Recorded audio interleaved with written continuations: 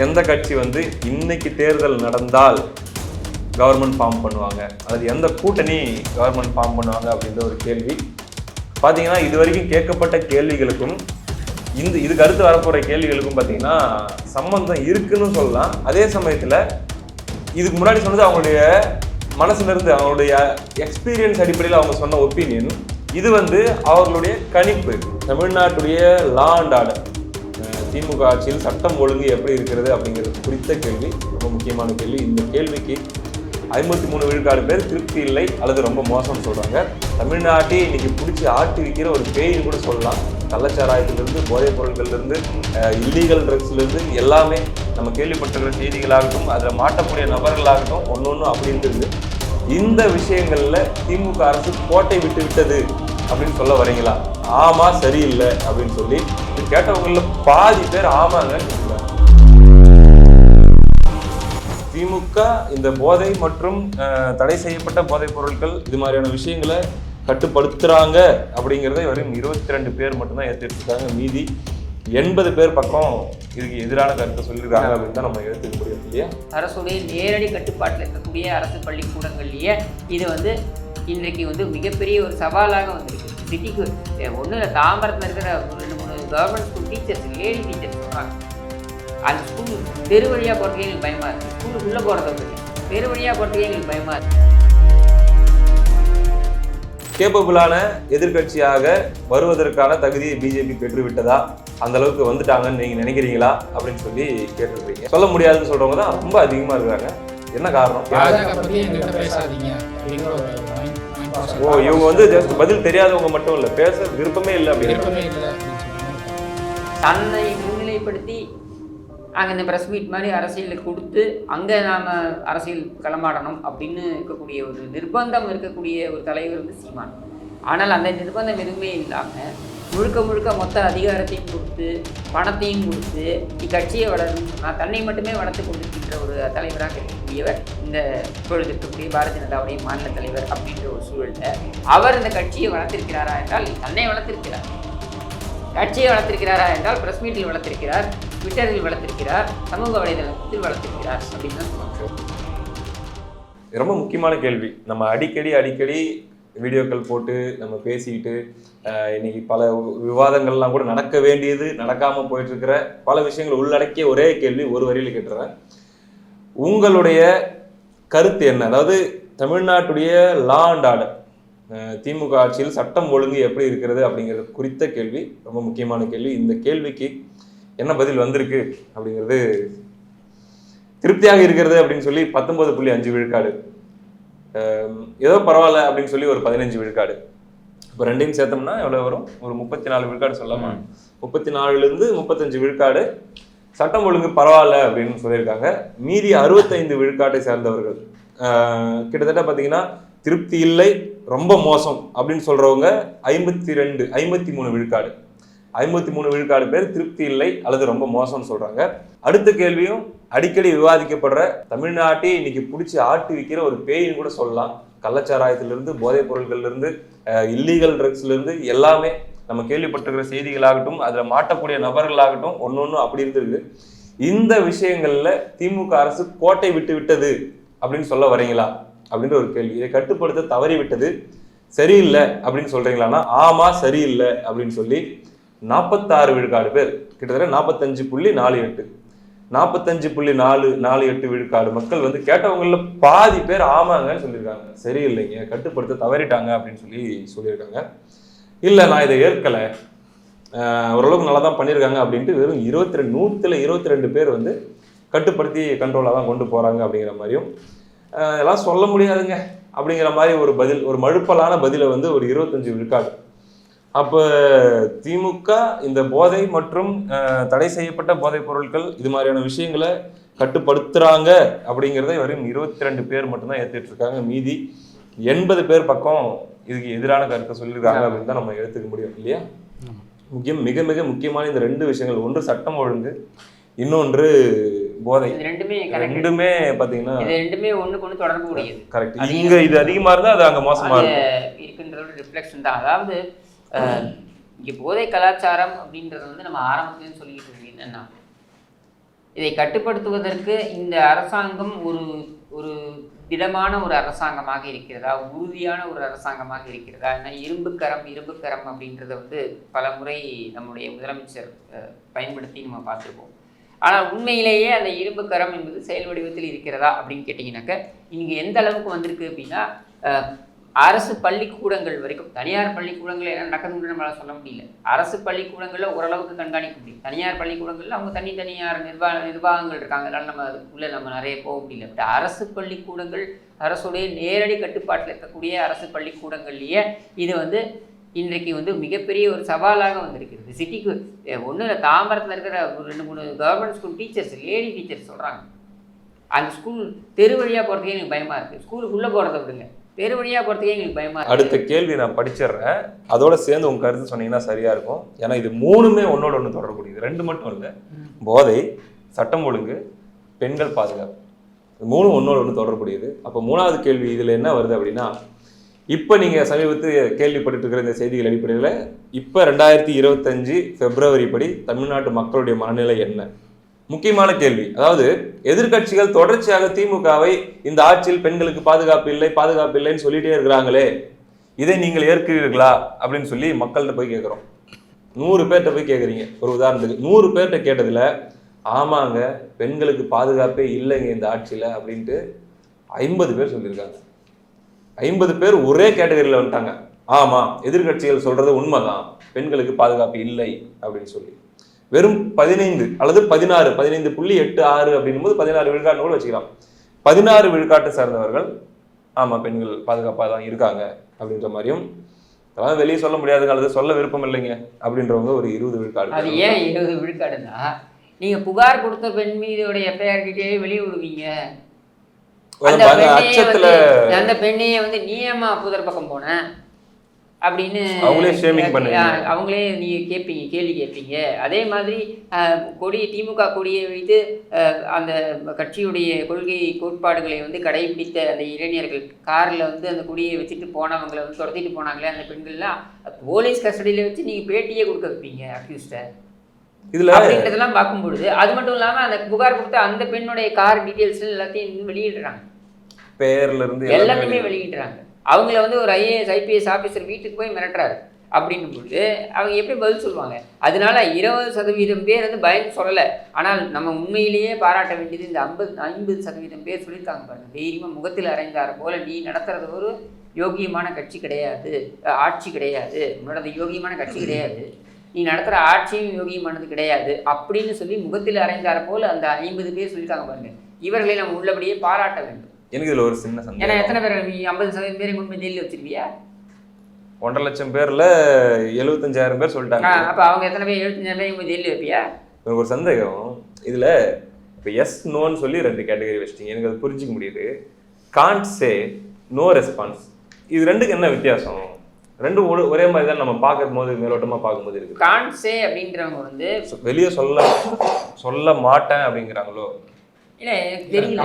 அப்படிங்கிறது அது அச்சத்தின் காரணமாக இருக்கு. 2வது வந்து எனக்கு வந்து கருத்து சொல்றதுக்கு விருப்பம் இல்லை, ஏன்னா கருத்து சொன்னா அது வேற மாதிரியான ரிஃப்ளெக்ட் ஆகலாம் அப்படிங்கிற ஒரு கண்ணோட்டத்தில் அவங்க சொல்றாங்க. நோ ரெஸ்பான்ஸ்ன்றவங்க அந்த கேள்வி பெருசா அவங்களுக்கு அது பற்றி புரிதல் இல்லை, அதுல புரிதல் இல்லைன்னு சொல்றாங்க. எங்களுக்கு புரிதல் இல்லை. 2வது இதை நான் பெருசாவே எடுத்துக்கல அப்படிங்கிற ஒரு புரியுது.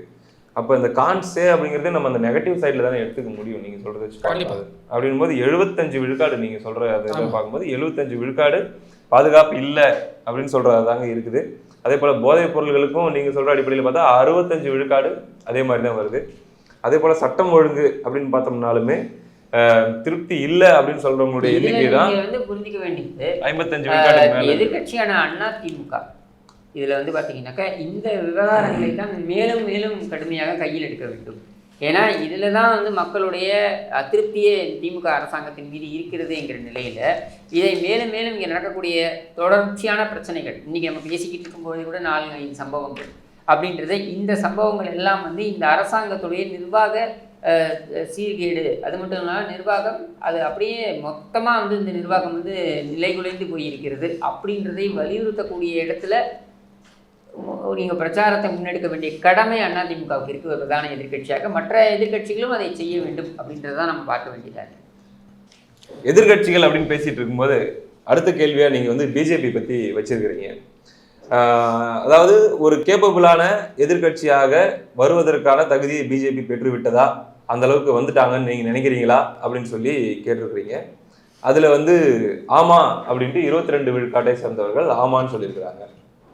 இல்லைன்னு சொல்றவங்க 25 விழுக்காடு, சொல்ல முடியாதுன்னு சொல்றவங்க தான் ரொம்ப அதிகமா இருக்கிறாங்க.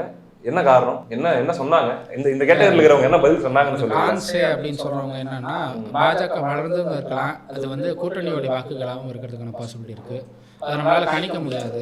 இப்ப இந்த இடத்துல வந்து மக்களை நம்மளுக்கு தெரிஞ்சிடும். இவங்கெல்லாம் ஆதரவாளர்கள் கிடையாது, சொல்ல போனா இவங்கெல்லாம் பார்வையாளர்கள் இல்லையா? மக்கள் வந்து இந்த இடத்துல அவங்களும் ஒரு அரசியல் திறனாய்வாளரா, அரசியல் பார்வையாளரா அவங்களுடைய கருத்துக்களை சொல்றாங்கன்னு தான் நம்ம எடுத்துக்கணும். ஆதரவாளர்கள்ன்றது அப்புறம் வருது கேட்டகரி, அது தனியா இருக்கு. இது வந்து நீங்க எப்படி பாக்குறீங்க, நீங்க கேட்கும்போது அவங்க சொல்ற பதில். இதுல வந்து அது கூட்டணி வாக்குகளாகவும் இருக்கலாம், பாஜகவுடைய வாக்குகளாக இருக்கலாம். ஆனா பாஜகவுக்கு எவ்வளவு வாக்குகள் இருக்கு அப்படிங்கிறது தனித்து அவங்க நின்னாதான் தெரியும் அப்படிங்கிற ஒரு மைண்ட் செட்ல இருக்கிறவங்க இந்த கான்சே 30% சொல்றாங்க. அப்போ இப்படி எடுத்துக்கலாமா, 22 விழுக்காடு ஆமாங்க பாஜகவுடைய செயல்பாடுகள் நல்லா தெரிகிற மாதிரி இருக்குது ஒரு எதிர்கட்சியாக அப்படிங்கிற மாதிரியும், இல்லைன்னு ஒரு 25 விழுக்காடும், சொல்ல முடியாதுங்க நீங்க சொன்ன அந்த ஃபேக்டர்ஸ்லாம் அடிப்படையில் ஒரு 30 விழுக்காடும், பதிலே சொல்ல விருப்பம் இதெல்லாம் தெரியலிங்க, சரியா அதெல்லாம் வந்துச்சா இல்லையான்னு தெரியலிங்கிற மாதிரி இருக்கு. பாஜக பத்தி பேசாதீங்கன்னு சொல்றவங்க அந்த 21% இருக்காங்க. நோ ரெஸ்பான்ஸ் இல்லையா? அதை பத்தி பாஜக பத்தி எங்ககிட்ட பேசாதீங்க அப்படிங்கிற ஒரு மைண்ட் ப்ராசஸ். ஓ, இவங்க வந்து ஜஸ்ட் பதில் தெரியாதவங்க மட்டும் இல்ல, பேச விருப்பமே இல்லை அப்படின்னு சொல்றவங்க இருக்காங்க. சரி, ஓகே. அடுத்து அண்ணாமலை அவர்களுடைய செயல்பாடுகள் தமிழ்நாடு பாஜகவுடைய வளர்ச்சிக்கு உதவி இருக்கிறதா? இது ரொம்ப முக்கியமான கேள்விங்க. ஏன்னா இன்னைக்கு வந்து அண்ணாமலை அவர்கள் வந்த பிறகுதான் தமிழ்நாடு பாஜக தகன்னு மின்னுது அப்படின்ட்டு சிரிக்காதீங்க அப்படின்னு சொல்லி ஒரு பரவலான புரிதலே வந்து பார்த்தீங்கன்னா பாஜகவை சார்ந்த நண்பர்கள் மத்தியில் இருக்குது. நான் கூட அதை நம்புறேன். அண்ணாமலை அவர்கள் எப்பயுமே ஒரு வெளிச்சத்தில் இருக்காரு, வெளிச்சத்தில் வச்சுக்கிறாரு அவங்களுடைய கட்சி ஆகட்டும், அவரே அரசியல்னு சொல்லுவோம். அதாவது பிரஸ் மீட் அரசியல் என்பது என்னன்னா, ஒரு அரசியல் தலைவர் தன்னுடைய கட்சியை வளர்ப்பதற்கு தன்னிடம் வந்து ரிசோர்ஸ் இல்லை. கிஷோர் ப்ரோ என்ன சொல்றாருன்னு கேட்கறத விட மக்கள் என்ன சொல்றாங்க, மக்கள் என்ன சொல்றாங்க வருவான். தன்னிடம் ரிசோர்ஸ் இல்லை அப்படின்னா அவர் வந்து பிரஸ் மீட்டை வைத்து ஏதாவது ஒன்று பண்ணி தன்னை முன்னிலைப்படுத்தணும் அப்படின்னு நினைக்கலாம். இப்போ நம்ம சீமான் எடுத்துக்கிட்டோம்னாக்கா அவருக்கு ரிசோர்ஸ் கிடையாது, அவருக்கு யாரும் வாரி வழங்குறது கிடையாது. அதாவது இப்போ நீங்கள் மத்திய அரசாங்கத்தை எடுத்துக்கிட்டீங்கன்னாக்கா 7,000 மத்திய அரசாங்கம் பாஜக எடுத்துக்கிட்டீங்கன்னாக்கா 7,700 கோடி ரூபாய் அதை வந்து வெள்ளை பணமாக, அதாவது கருப்பு பணம் இல்லாமல் வெள்ளை பணமாகவே வைத்திருக்கிறார்கள். அஃபிஷியலாகவே அதிகாரப்பூர்வமாக வைத்திருக்கிறார்கள். அப்படிங்கும் போது அதிலே 200 கோடி தள்ளிவிட முடியாது, தமிழ்நாட்டுக்கு தள்ளி விடலாம். அதை செலவு செய்யக்கூடிய இடத்துல இருந்து அரசியல் செய்வது என்பது வேற. ஆனால் அது மாதிரி எதுவுமே இல்லாமல் தன்னை முன்னிலைப்படுத்தி அங்கே இந்த ப்ரெஸ் மீட் மாதிரி அரசியலை கொடுத்து அங்கே நாம் அரசியல் களமாடணும் அப்படின்னு இருக்கக்கூடிய ஒரு நிர்பந்தம் இருக்கக்கூடிய ஒரு தலைவர் வந்து சீமான். ஆனால் அந்த நிர்பந்தம் எதுவுமே இல்லாமல் முழுக்க முழுக்க மொத்த அதிகாரத்தையும் கொடுத்து பணத்தையும் கொடுத்து நீ கட்சியை வளருன்னு சொன்னால் தன்னை மட்டுமே வளர்த்து கொண்டிருக்கின்ற ஒரு தலைவராக இருக்கக்கூடியவர் இந்த இப்பொழுது இருக்கக்கூடிய பாரதிய ஜனதாவுடைய மாநில தலைவர் அப்படின்ற ஒரு சூழலில் அவர் இந்த கட்சியை வளர்த்திருக்கிறாரா என்றால் தன்னை வளர்த்திருக்கிறார். கட்சியை வளர்த்திருக்கிறாரா என்றால் பிரஸ் மீட்டில் வளர்த்திருக்கிறார், ட்விட்டரில் வளர்த்திருக்கிறார், சமூக வலைதளத்தில் வளர்த்திருக்கிறார் அப்படின்னு தான் சொல்லுவாங்க. வந்திருக்கிற பதிலை நம்ம பார்த்துடலாம். ஆமாங்க, பாஜகவுடைய வளர்ச்சிக்கு தமிழ்நாட்டில் அவருடைய பங்களிப்பு நல்லாவே இருக்குது அப்படின்னு சொல்லி 40 விழுக்காடு பேர் சொல்லியிருக்காங்க. 44 விழுக்காடு பேர் இல்லை, அந்த அவரால் கட்சி வளர்ந்ததுலாம் சொல்ல முடியாது என்றும், 12 விழுக்காடு கான்சே அப்படின்றவங்களும், ஒரு 3 விழுக்காடு பதில் சொல்லவே விருப்பம் இல்லை, அதாவது அதை பற்றி பேசாதீங்க அப்படின்னு சொல்றவங்களும் ஒரு 3 விழுக்காடு பேரும் இருக்காங்க. 12% கான்சே ஏன் வருது அப்படின்னா மூத்த தலைவர்கள் பல பேர் இருக்காங்க. ஓகே, அந்த பங்களிப்பும் இதில் இருக்கு, அண்ணாமலை மட்டுமே கிடையாது. அதனால் யாருடைய பங்களிப்பில் அது வளர்ந்துருக்குன்னு சொல்ல முடியாது. அது வளர்ச்சி ஆட்டோமேட்டிக்காக வரத்தான் செய்யும். ஒரு கட்சி தனியாக இருந்தாலும் சரி, இல்லை தனியாக அலைன்ஸ் போட்டுருந்தாலும் சரி, வளர்ச்சி இருக்கத்தான் செய்யும். அதனால் திமுக அதிமுகன்னு போயிட்டு இருந்தாங்க, இப்போ தனித்தனியாக நிற்கிறப்போ அந்த வளர்ச்சி இருக்குது. அதாவது அவர் எதுவுமே பண்ணலை அப்படின்னு சொல்லக்கூடியவர்கள் 44%, மற்றவர்களும் செய்திருக்கலாம் அப்படின்னு சொல்லக்கூடியவர்கள் 12%. இது ரெண்டுத்தையும் ஆட் பண்ணிங்கனாலே 56% வந்துருது. 56% பேர் வந்து முற்றிலுமாக இவருடைய பங்கு எதுவும் பெருசா இல்லை அப்படின்றதான் சொல்லியிருக்காங்க. சரி, எனக்கு இந்த இடத்துல நான் வெளிப்படையாகவே கேட்கணும்னு நினைக்கிறேன், ஸ்பிக் மீடியா நெட்வொர்க் கிட்டே கேட்கணும்னு நினைக்கிறேன். இப்போ எதிர்கட்சிகள் அப்படின்னும் போது அதிமுக கூட்டணி NDA அப்படின்னு கொண்டு வந்திருக்கீங்க. நாம் தமிழர் இந்த இடத்துல இல்லையே. இந்த கேள்வி நாம் தமிழர் வந்து நம்ம சர்வே எடுக்கிற டைம்ல அவங்களுக்கு வந்து ஒரு மாநில கட்சி அங்கீகரிக்கப்படலை. அவங்க அந்த குழப்பம் இருந்துகிட்டே இருந்தது நம்மளுக்கு. அவங்க மாநில கட்சியை அங்கீகரிப்பாங்களா இல்லையா? ஏன்னா 8% வாங்கிட்டாங்க அவங்க ஓட் பேங்க், நல்ல க்ரோத் அவங்க. பட் ஸ்டில் எலெக்ஷன் கமிஷனுடைய பதில் என்னவா இருக்க போகுது அப்படிங்கிற ஒரு கன்ஃபியூஷன் இருந்தது. ஸோ அதனால் அந்த கன்ஃபியூஷன் கம்ப்ளீட்டாக முடியட்டும். அதுக்கப்புறம் வந்து நெக்ஸ்ட் செட் ஆஃப் சர்வேல நம்ம எடுத்தது வந்து டிசம்பர்ல இருந்து ஜனவரி வரைக்கும், டிசம்பர் டு பிப்ரவரி மிட் வரைக்கும் எடுத்திருக்கோம். இப்போ அடுத்து ஜூன்ல வந்து 1.0 அப்படின்னா இப்போ நீங்கள் மாநாட மாறுபாட சீசன் 1 சீசன் 2 சீசன் 3 வந்ததுல அந்த மாதிரி இதுவும் வந்து பார்த்தீங்கன்னாக்கா நம்ம வந்து அடுத்தடுத்த சீசன் வரப்போகுது, அடுத்தடுத்த இதை நம்ம கொடுக்கலாம். இப்போ இந்த சர்வேயோட பேரே நீங்கள் ஃபேட் ஆஃப் தமிழ்நாடுன்னு வச்சுருக்கீங்க. தமிழ்நாட்டின் தலையெழுத்து 1.0 ஃபர்ஸ்ட் வெர்ஷன். இதில் ஃபுல்லாக இருக்கிறது வந்து 2025 பிப்ரவரிக்கான நிலவரம். அடுத்து இதோடைய 2வது வெர்ஷன் 2.0 வரப்போகுதுன்னு சொல்றீங்க. எந்த மாதத்துல வரும்னு எதிர்பார்க்கலாம்? அது நம்ம ஜூலை லாஸ்ட்ல ஆகஸ்ட்ல ஸ்டார்ட் பண்றோம், மேக்ஸிமம் அக்டோபர்ல. அப்ப அந்த இடத்துல கட்டாயமாக எதிர்பார்க்கலாமா இந்த எதிர்க்கட்சிகள் அப்படின்ற இடத்துல வந்து நாம் தமிழர் கேள்வியும் தமிழக வெற்றி கழகம் பற்றிய கேள்வியும் கூட நம்ம எதிர்பார்க்கலாம் இல்லையா? ஏன்னா இதுல நம்ம ஒரு 15 கேள்விகள் கேட்டிருக்கோம், பட் அங்க வந்து 24 கேள்விகள் கேட்கறதுக்கு பிளான் வச்சிருக்கோம். சிறப்பு சிறப்பு சிறப்பு. கூடுதலா வாரிசு அரசியல், அதே மாதிரி நாம் தமிழருடைய வளர்ச்சி, சீமானவர்களை சுற்றி இருக்கிற அந்த குழப்பமான மனநிலை, அதை தொண்டர்கள் எப்படி பார்க்குறாங்கன்றது, விஜய் அவர்களுடைய சர்ச்சைகளை மக்கள் எப்படி பார்க்குறாங்கன்றதை நீங்கள் கேட்கணுங்க. நீங்கள் கேட்டு அவர் மேலே வைக்கப்படுற பல்வேறு பெண்களை சார்ந்த அப்படி இப்படின்னு சர்ச்சைகள் வைக்கப்படுது இல்லை, பல வருஷமாக வந்துட்டு இருக்குது இல்லை, இதை எப்படி பார்க்குறாங்க அப்படிங்கிறத நீங்கள் வந்து 10 கேள்விகள் ஒரு கேள்வியாக நீங்கள் கேட்குறது நல்லதுன்னு தான் நான் நினைக்கிறேன். அதை நீங்கள் சொல்லுங்கள். ஏன்னா நாங்கள் பொதுவாக நாம் தமிழர் ஆதரவாளர்கள் எப்படி நம்புறாங்க அப்படின்னா, இந்த சர்ச்சைகள் என்றைக்குமே ஓட்டு அரசியலில் கான்ட்ரிபியூட் பண்ணாது, அது எந்த வகையிலும் பாதிக்காது அப்படின்னா. இல்லை சீமான், அதாவது இப்போ நாங்கள் இப்போ சர்வே எடுக்கிறப்போ நாம் தமிழர் கட்சியினுடைய கேடர்ஸ்ன்னு யாருமே எங்ககிட்ட சொல்லலாம். நாங்கள் சீமானுக்காக ஓட் பண்ண போகிறோம். சீமான் என்ன சொன்னால் அங்கே கட்சியில் இருக்கிறாங்கன்னு கூட அவங்க சொல்ல முடியாது, சொல்ல மாட்டேங்கிறாங்க. நாங்கள் கட்சியில் இருக்கோங்கிறதெல்லாம் யாருமே சொல்ல மாட்டேங்கிறாங்க. இப்போ ஏடிஎம்கேலையோ டிஎம்கேலையோ இல்லை டிவிகேலையோ நாங்கள் வந்து பார்ட்டியில் இருக்கோம் அப்படிங்கிறாங்க. பிஜேபியில் கேட்டாலும் நாங்கள் பார்ட்டி மெம்பர் அப்படிங்கிறாங்க. நாம் தமிழர்களை அப்படி யாருமே சொல்கிறதில்ல. சீமான் என்ன சொன்னால் நாங்கள் எதையுமே செய்யறதுக்கு தயார் அப்படிங்கிற ஒரு இடத்துல இருந்து அவங்க பேசுகிறாங்க. ஸோ அப்படி இருக்கிறப்போ அவங்க பார்ட்டி கேட்ரஸாக இல்லையாங்கிறது நம்மளால சொல்ல முடியல. இந்த குழப்பம் இருக்கிறது காரணமாக தான் வந்து அந்த கேள்வி வேணாம், இப்போதைக்கு வேணாம், செகண்ட் செட் ஆஃப் சர்வேல போவோம் அது அப்படின்னு சொல்லி ட்ராப் பண்ணிடுது. கண்டிப்பாக 2வது சர்வேல நாங்கள் அதை எதிர்பார்ப்போம். மக்களுடைய கணிப்பு இவங்க இப்போ நடந்தால் இவங்க தான் வருவாங்கன்னு நான் நினைக்கிறேன்னு சொல்லி அவங்க சொல்கிற இன்னைக்கு அவங்க பார்க்குற செய்திகள் அடிப்படையில் அவங்களுடைய கணிப்பு அப்படி எடுத்துக்கலாமா? கூட்டணிகள்லாம் அவங்க பார்த்துட்டு நடந்தா இவங்க வரலாம் அப்படின்ற மாதிரி கணிக்கிறாங்க. ஓகே, அந்த அடிப்படையில ரொம்ப முக்கியமான கேள்வி ஹரிஷ் பிரதர், நீங்களே சொல்லுங்களேன். நீங்களே இதை படிச்சு இது நீங்க எங்களுக்கு எக்ஸ்பிளைன் பண்ணுங்க. ஏன்னா இவ்வளவு நேரம் வந்ததெல்லாம் நெகட்டிவா இருக்க மாதிரி இருக்குது.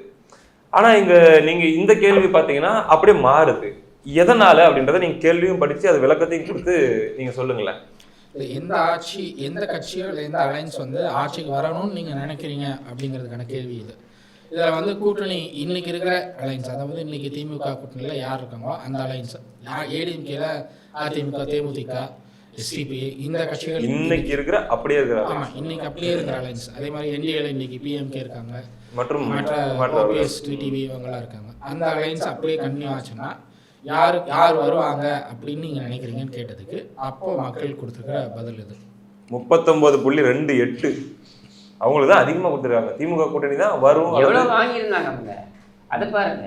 ஏன் இப்போ 2019 56% விழுக்காடுகள் நம்ம பெற்றிருந்தாங்க அவங்க, சரியா? இந்தியா அலையன்ஸ் அது தேஞ்சி நீங்கள் 2021 தேர்தலில் எவ்வளோ வந்துச்சு? 48 என்னமோ வந்துச்சுன்னு நினைக்கிறேன். அண்ட் 2024 தேர்தலையும் அதே 46 என்னமோ. ஸோ அது கீழே விழுந்துட்டே வருது. 2024 தேர்தல் நம்ம இதுல எடுத்துக்க முடியாது. நாடாளுமன்ற தேர்தல், ஏன்னா அது நாடாளுமன்ற தேர்தல். அதுதான் சொல்றேன். நீங்க 2020 நேத்து நாடாளுமன்ற தேர்தலுக்கு நீங்க நடத்திட்டு இன்னைக்கு சட்டமன்ற தேர்தல் நடத்தினாலும் ரெண்டுக்கும் அப்படியே மாறும். பட் நான் என்ன சொல்ல வரேன்னா, நீங்க 2021 தேர்தல் நீங்க அளவுகோலா எடுத்தீங்கன்னா 15 விழுக்காடு பக்கம் நீங்க டோட்டலா குறைஞ்சிருக்குன்னு நீங்க சொல்ல வரீங்க. ஆமா, ஆனா நீங்க இதுல பார்க்க வேண்டியது என்னன்னா 39 விழுக்காடுக்கும் 31 விழுக்காடுக்கும் இருக்கக்கூடிய அந்த டிஃபரன்ஸ் ஆஃப் அதிமுக 31 நீங்க சொல்றது வந்து 31 நீங்க சொல்றது அதிமுக இருக்கக்கூடிய அதிமுக, தேமுதிக, எஸ்டிபிஐ இந்த கூட்டணி மட்டும்தான். அப்போ நீங்க 31 அப்படின்றது இங்க 13 கட்சிகளை வைத்துக்கொண்டு அவங்க 39% அப்படின்றாங்க. ஆனா இங்க 3 கட்சிகளை 31. இந்த 31 யாரோட வேணா கூட்டணி போலாம். இன்னும் விஜய் வெயிட்டிங்ல விஜய் இருக்காரு. போலாம். நீங்க சீமான் கிட்ட எல்லாம் பேசிட்டு இருக்காங்கன்ற மாதிரி செய்தி கேள்விப்படுறோம். சீமான் வரணும்ன்றது என்னுடைய எதிர்பார்ப்புன்னு வைங்களேன். அது வந்து சீமான் விட்டுப்பாரா இல்லையன்றது அவருடைய கட்சி அவருடைய தொண்டர்கள் முடிவு செய்ய வேண்டியது. ஆனா நம்ம எதிர்பார்ப்போம்ல. அப்ப சீமான் வரலாம், பாஜக வரலாம், வரலாம், யாருனாலும் வரலாம். யார் வந்தாலுமே என்னை பொறுத்த வரைக்கும் எடப்பாடி பழனிசாமி அவர்கள் சொன்னதுதான் நான் வந்து இதுவா சொல்றேன். தலைமை என்ன சொல்கிறது, அதிமுக தலைமை மிக தெளிவாக சொல்கிறது. என்ன, திமுக எதிர்ப்பு வாக்குகள் என்பவை சிதறாமல் அது வந்து ஒன்றிணைக்கப்பட வேண்டும் அப்படின்றதுல மாற்று கருத்து. திமுக எதிர்ப்பு வாக்குகள் சிதறாம போச்சுன்னா இன்னைக்கு திமுக 39 அப்படின்னா மீதி இருக்கிறதுல ஒரு 45 விழுக்காடு வந்தாலே கவர்மெண்ட் ஃபார்ம் பண்ண போறாங்கன்றதான் நான் பார்க்க முடியுது. அதனால இன்னைக்கு இருக்கிற கூட்டணிகள் இப்படியே தொடர்ந்து தேர்தல் நடந்து வந்தால் யார் வெற்றி பெறுவார்கள், அது வெற்றி பெற வேண்டும் என்று நினைக்கிறீர்கள் என்று வரும்போது 39 விழுக்காடு திமுக கூட்டணிக்கும் 31 விழுக்காடு அதிமுக கூட்டணிக்கும். மற்றவர்கள் ஏன்னா இப்போ விஜயெல்லாம் வந்திருக்கிறதுனால அது 2.0 வந்து மற்றவர்களுடைய நம்பர்ஸ் டீட்டெயிலாக நம்ம சொல்லிக்கலாம். மற்றவர்கள் வந்து பார்த்தீங்கன்னா மீதி இடங்களையும் பெறுறாங்க, அப்படி எடுத்துக்கலாமா? கண்டிப்பாக. இந்த வரிசையில் அடுத்ததாக வரக்கூடிய கேள்வி ரொம்ப ஒரு இன்ட்ரெஸ்டிங்கான கேள்வி. ஏன்னா இதுக்கு முன்னாடி தேர்தல் 2024 நடந்த பார்லிமெண்ட் தேர்தலில் யாருக்கு ஓட்டு போட்டீங்க அப்படின்னு சொல்லி கேட்டிருக்காங்க. அதுல கேட்டதுல 40 விழுக்காடுக்கு மேற்பட்டவர்கள் திமுகவுக்கு ஓட்டு போட்டதாக சொல்லியிருக்காங்க. 40.38. ஆனா ஆக்சுவலா வந்தது எவ்வளவு, திமுக எவ்வளவு வாங்குச்சிங்க 24ல? 46. அப்ப ஒரு 6 விழுக்காடு இதுல வந்து கம்மியா தெரியுது. Okay right. ஏடிஎம்கே கூட்டணிக்கு ஓட்டு போட்டேன்னு சொல்லி ஒரு 24 விழுக்காடு பேர் சொல்லியிருக்காங்க, வந்தது 23.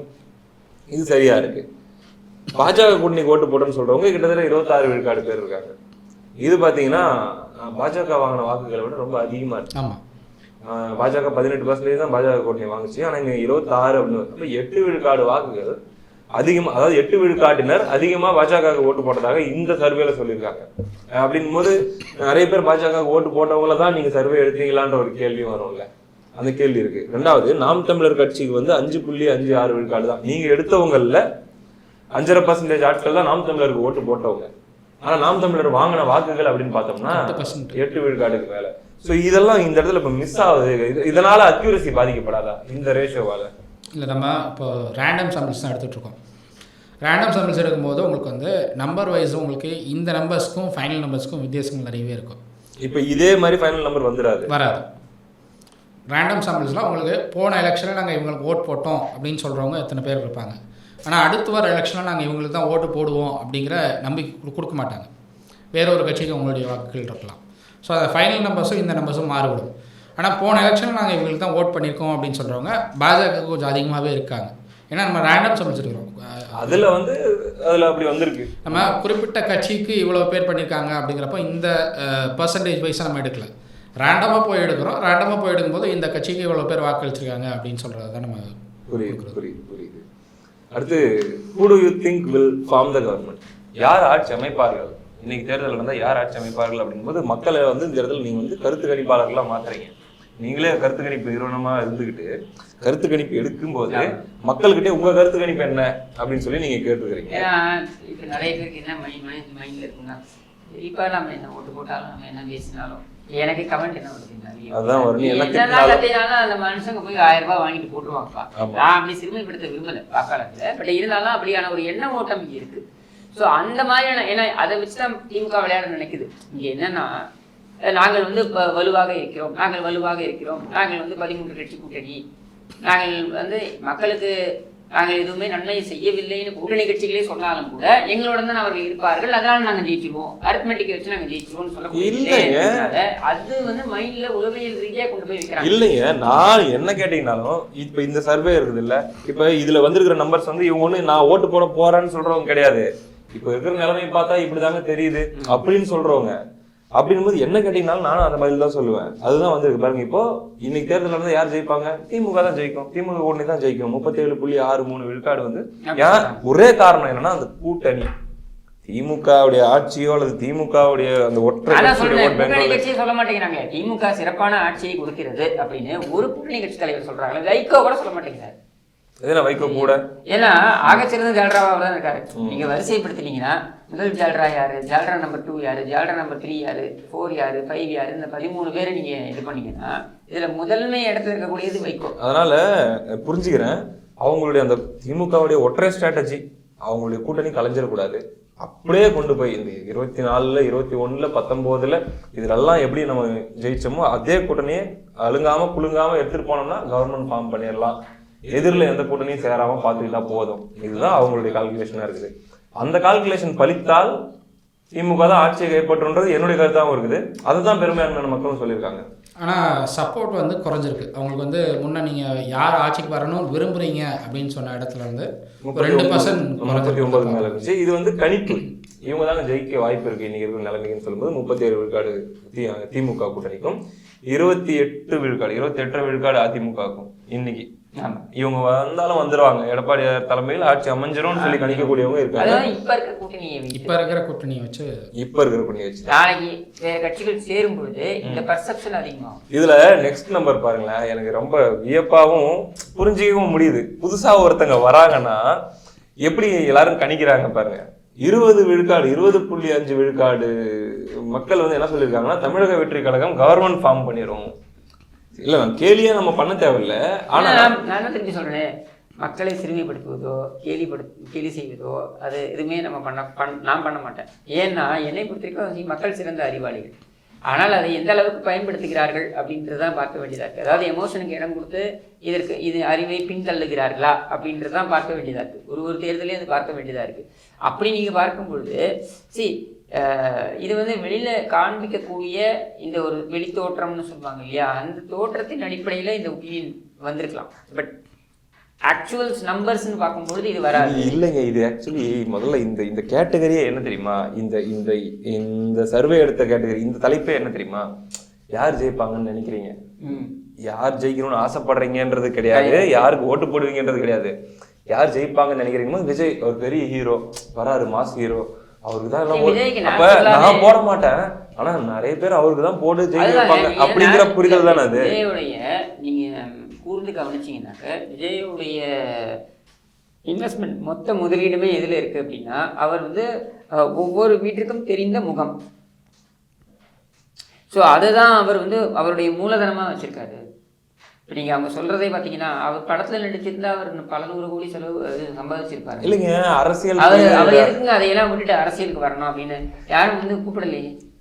இல்லைங்க, நீங்க எதனா வரையுங்க அரசியலுக்கு, அது என்ன பல 100 கோடி ரூபாய் சம்பாதிச்சிருப்பார், ஆனாலும் அரசியலுக்கு வந்திருப்பாரு. நான் சொல்றேன், நீங்கள் அங்க திரைத்துறையில தொடர்ந்து இருந்தீங்கன்னா 4000 கோடி ரூபாய் மதிப்பு உள்ள அந்த திரைத்துறையே கபலீகரம் செய்து தன்வயப்படுத்தி வைத்துள்ள உதயநிதி, இறந்த உதவாநிதி, இந்த உதவாநிதி உங்களை எந்த படமும் வர விட்டுருக்க மாட்டாங்க, உங்களை காலி பண்ணியிருப்பாங்க. அப்போ அதனாலதான் நீங்க வந்து அந்த நிர்பந்தத்தின் காரணமாகத்தான் நீங்க வந்தீங்க அப்படின்னு நான் சொல்றேன். இப்போ 2011 எல்லாரும் சொன்னாங்க, கடுமையா விமர்சனம் பண்றதை கொஞ்சம் குறைச்சிக்கோங்க. இல்லைங்க, நான் 2010 வடிவேலு வந்த பொழுது, வடிவேலு குஷ்புவாது ஓகே, அவங்க அரசியல் ஆம்பிஷன் இருந்தது. வடிவேலு வந்த பொழுது கூட எல்லாரும் என்ன சொன்னாங்கன்னா, வடிவேலு டாப்ல இருக்கும் பொழுதுலாம் வரல, வடிவேலுவை ஓரங்கட்ட வேண்டும் என்று திரைத்துறை அப்பொழுதே முடிவு செய்து விட்டது. வடிவேலுடைய பிஹேவியரின் காரணமாக அதை வடிவேலு புரிந்து கொண்டு, எப்பவுமே ஒன்று புரிஞ்சுக்கோங்க, ஒரு ஸ்டார் ஒரு ஆக்டர் இவங்களுடைய மார்க்கெட் என்னன்றது வெளியில நீங்க பாக்குறது வந்து அவங்க 6 மாசம் முன்னாடி 8 மாசம் முன்னாடி 1 வருஷம் முன்னாடி நடிச்ச படத்தோடைய அவுட்புட் தான் வெளியில வருது, சரியா? ஆனா இண்டஸ்ட்ரி அவங்களோட மதிப்பை அதுக்கு முன்னாடியே அவங்க முடிவு பண்ணுவாங்க. எப்போ படம் வரது வரைக்கும் வெயிட் பண்ண மாட்டாங்க, படம் வரதுக்கு முன்னாடியே முடிவு பண்ணுவாங்க. எப்போன்னா எவ்வளோ புக் ஆகுது அவங்களுக்கு படங்கள் அப்படின்றத வச்சு அவங்க முடிவு பண்ணுவாங்க. அப்போ இங்கே வந்து என்னென்னா ப்ரொடியூஸ் பண்ணுறாங்க பாருங்க, ப்ரொடக்ஷன் தனியாக பண்ணுறவங்க விஜயை வைத்து ப்ரொடியூஸ் பண்ணாங்கன்னா அவங்களுக்கு நெருக்கடிகள் கொடுக்கப்படுது. அண்ட் விஜயை வைத்து நீங்கள் சாதாரணமாக ஒரு 10 கோடியில் நீங்கள் படம் ப்ரொடியூஸ் பண்ண முடியாது. ஏன்னா விஜய் ஒரு மெகா ஸ்டார் அப்படின்னும் பொழுது அவரை வைத்து எடுக்கக்கூடிய படங்கள் எல்லாம் வந்து வசூல் செய்வதும் பார்த்தீங்கன்னா, ஏன்னா ஒரு பெரிய ஒரு மார்க்கெட், ஒரு இண்டஸ்ட்ரியே விஜயை வைத்து இயங்குது. இன்னும் சொன்னால் ஆயிரக்கணக்கான தொழிலாளர்கள் நேரடியாகவும் லட்சக்கணக்கான பேர் மறைமுகமாகவும் அந்த இண்டஸ்ட்ரியில் பிழைக்கிறாங்க. அப்படின்னும் பொழுது விஜயை வைத்து நீங்கள் மூலதனம் போடுறீங்கன்னா நீங்கள் 200 கோடியோ 300 கோடியோ நீங்கள் மூலதனம் போடணும். ஏன் 400 கோடி கூட மூலதனம் போடலாம். அப்படி 400 கோடி ரூபாய் மூலதனம் போடுறாங்க அப்படின்னா அவங்களுக்கு நெருக்கடி வருதுன்னா அவன் எப்படி தைரியமாக போடுவோம்? அப்போ வரமாட்டாங்கன்றத விஜய் புரிந்து கொண்டு தான் அவர் வந்து அதை கைவிட்டார் அப்படின்னு நான் பார்க்குறேன். அப்போ 26 திமுக தான் ஜெயிக்கணும்னு அவர் நினச்சிட்டு வந்துட்டாரா? 26 திமுக தான் ஜெயிக்கணும்னு நினச்சி வரல. அவர் திமுக ஜெயிக்கக்கூடாது அப்படின்றதை புரிந்து கொண்டுதான் அவர் வந்து சரி வீழ்த்துவதற்காக வந்திருக்கிறாரா? வீழ்த்துவதற்காக நம்ம வந்து வரணும்னா நீங்க உங்களை திரைத்துறையில இயங்க விட மாட்டாங்க அவங்க. இவங்களை இயங்க விடாத என்னதான் பண்ணுவீங்க? நீங்க வீட்டுக்கு வந்திருப்பீங்களா? அப்ப நீ இல்லாம போறதுதான் நானும் ஒர்க் பண்றேன்னு அவர் இறங்கி வர அவர் செல்வாக்கை பணயம் வைக்கிறாருன்னு நான் பாக்குறேன். இப்ப எதிர்கட்சிகள் எல்லாம் ஒன்றிணைய வேண்டும் அப்படின்னு சொல்லி எடப்பாடியார் சொன்னது விஜய் அவர்களுக்கு அதுக்கும் போயிருக்குன்னு சொல்ல வரீங்க? விஜயும் சேர்த்து தானே சொல்லியிருக்காரு. விஜயும் சேர்த்து தான் சொல்லியிருக்காரு. விஜய் மட்டும் இல்ல, சீமானையும் சேர்த்து தான் சொல்லியிருக்காரு. நான் பாக்குறேன் ஓட்டுகள் அதை வரவேற்றுக்கிறேன் அப்படின்னு சொல்லி சீமான் நான் தான் சொல்றேனே, சீமானையும் சேர்த்து தான் சொல்லியிருக்கிறாருன்னு நான் சொல்றேன். சீமானா இருக்கட்டும், விஜயா இருக்கட்டும், இவர்கள் எல்லாருமே நேரடியாக இந்த திமுகவால் பாதிக்கப்பட்டவர்கள். இவர்கள் போல பொதுமக்களும் பாதிக்கப்பட்டவர்கள் தான். ஓகே, இதுல வந்து என்டிஏ கவர்மெண்ட் ஃபார்ம் பண்ணுவாங்க, பாஜக தலைமையிலான இன்னைக்கு இருக்கிற கூட்டணி கவர்மெண்ட் ஃபார்ம் பண்ணும் அப்படின்னு சொல்லி கிட்டத்தட்ட 9 விழுக்காடு பேர் சொல்லியிருக்காங்க. நாம் தமிழர் கட்சி கவர்மெண்ட் ஃபார்ம் பண்ணணும், நாளைக்கு தேர்தல் நடந்தா நாம் தமிழர் கட்சி ஆட்சி அமைக்கும் அப்படின்னு சொல்லி ஒரு 3 விழுக்காடு பேர் சொல்லியிருக்காங்க. எனக்கு அந்த நம்பிக்கை இல்லை. அது நாம் தமிழர் கட்சியை வந்து மற்ற கட்சிகளோட ஒப்பிட்டே நான் பார்க்க மாட்டேன். இதை நான் வந்து எப்பவுமே நான் சொல்றதுதான். நீங்க ஓட்டு போட்டா போடு, போராட்டி போ, நான் உனக்காக எப்பவும் குரல் கொடுத்து கொண்டே இருப்பேன்னு சொல்லக்கூடிய ஒரு தலைவரை பெற்ற ஒரு இயக்கம் அது. சரியா? அப்படி ஒரு தலைவரை வேற எந்த தேர்தல் அரசியலை சந்திக்கக்கூடிய இயக்கமும் பெற்றது கிடையாது இது வரைக்கும் நான் பார்த்ததில்ல.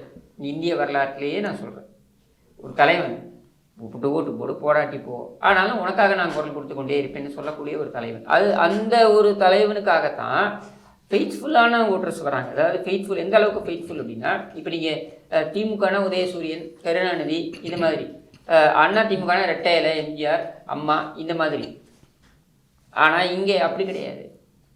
சீமான் முன்வைக்கக்கூடிய சித்தாந்தத்திற்கு அதுக்கு நெருங்கி அதற்காக ஈர்ப்பு எடுத்துக்கொண்டு வரக்கூடியவர்களாக இருக்காங்க. அப்படின்னும் பொழுது அவர்களுக்கே தெரியும் நாம் சொல்லக்கூடிய சித்தாந்தம் அப்படின்றத உடனடியாக மக்கள் ஏற்க மாட்டார்கள், அதை ஏற்பதற்கு காலம் எடுக்கும். அப்போ அது வரைக்கும் நம்ம சமரசம் இல்லாத ஒரு சண்டையை போட வேண்டும் அப்படின்ற ஒரு எண்ண ஓட்டத்தில் இருக்கக்கூடியவர்கள். அப்படின்றதுனால 2026 நாங்கள் கோட்டையில் கொண்டு போய் கொடியை நாட்டி விடுவோம் அப்படி, அதாவது ஒரு கட்சியை உற்சாகப்படுத்துவதற்கு அதை சொல்லலாம். பட் யதார்த்தத்தை புரிந்தவர்கள் கண்டிப்பாக அதற்கு உடன்பட மாட்டார்கள், அதை தெரிந்தே வைத்திருப்பார்கள் தான் நான் பார்க்குறேன். அடுத்து உங்களுடைய தேர்வு, முதலமைச்சர் வேட்பாளராக உங்களுடைய தேர்வு என்ன அப்படின்ற கேள்விக்கு 35 விழுக்காடு ஸ்டாலின் அவர்களுக்கும் 20 விழுக்காடு 20.5 விழுக்காடு எடப்பாடி பழனிசாமி அவர்களுக்கும் 11.99 கிட்டத்தட்ட 12 விழுக்காடு விஜய் அவர்களுக்கும் 9.42 விழுக்காடு அண்ணாமலை அவர்களுக்கும் அன்புமணி ராமதாஸ் அவர்களுக்கு 5.28 விழுக்காடு சீமான் அவர்களுக்கு 5.30 விழுக்காடு அல்லது 3.0 விழுக்காடு மற்றவர்கள் அல்லது நோ ரெஸ்பான்ஸ் அப்படிங்கிறத விட்டுருங்க. இதில் எனக்கு சீமான் அவர்கள் சம்மந்தமாக வருது ஒரு சந்தேகம். ஏன்னா பதிவு செய்யப்பட்ட தேர்தலே வந்து அது நாடாளுமன்ற தேர்தல் 2024 தேர்தலே அவங்க வந்து 8.25 விழுக்காடு ஓட்டு தாண்டிடுறாங்க. அடுத்து மாநில கட்சி அங்கீகரிக்கப்படுறாங்க. அடுத்து வரப்போகிறது சட்டமன்ற தேர்தல்.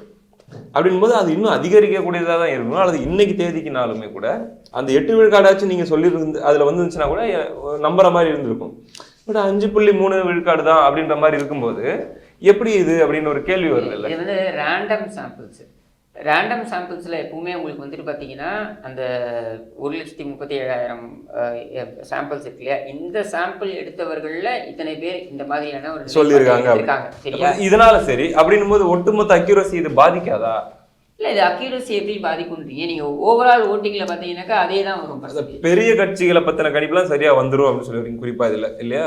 ஓவரால் நீங்கள் பார்த்தீங்கன்னாக்கா இது நீங்கள் பர்சன்டேஜாக எடுத்து யாருக்கு ஓட்டு போட போகிறீங்க அப்படின்னு வருது இல்லையா, அல்டிமேட்டாக அங்கே வந்து இது மாறும். இதுக்கு பின்னாடி வரக்கூடிய தொகுதி வாரியான இதுல வந்து பாத்தீங்கன்னா அது தெளிவா அது மாறும். ஏன்னா அப்போ என்ன பண்றோம்னா நம்ம ஒவ்வொரு தொகுதியிலையும் என்னென்ன அப்படின்றத நம்ம பார்க்குறோம். அப்போ அந்த இடத்துல அது மாறும். அடுத்ததா நம்ம பார்க்க போறது தொகுதி வாரியாக ரொம்ப ரொம்ப முக்கியமான இதுங்க. நான் இதுக்கு முன்னாடி பார்த்ததெல்லாம் கூட பாத்தீங்கன்னா அவங்க மனசுல இருக்கிற ஒரு பேரை சொல்லுங்க அல்லது ஒரு கட்சி பேரை சொல்லுங்க, ஒரு தலைவர் பேரை சொல்லுங்க அப்படின்ற மாதிரி தான் இருந்துச்சு. ஆனா இப்ப நம்ம பார்க்க போறதுதான் ஒரு தொகுதியிலையும் கிரவுண்ட் வாரியா என்ன நிலவரம் அப்படின்னு சொல்லி நம்ம ஒரு ரேண்டமாக போயிட்டு ஒரு 500 பேர்கிட்டே 600 பேர்கிட்டே கேட்டால் அதில் என்ன வந்திருக்குது அப்படிங்கிறது தான் நம்ம இதில் கொண்டு வந்திருக்கோம். 234 தொகுதியுமே இதில் இருக்குது.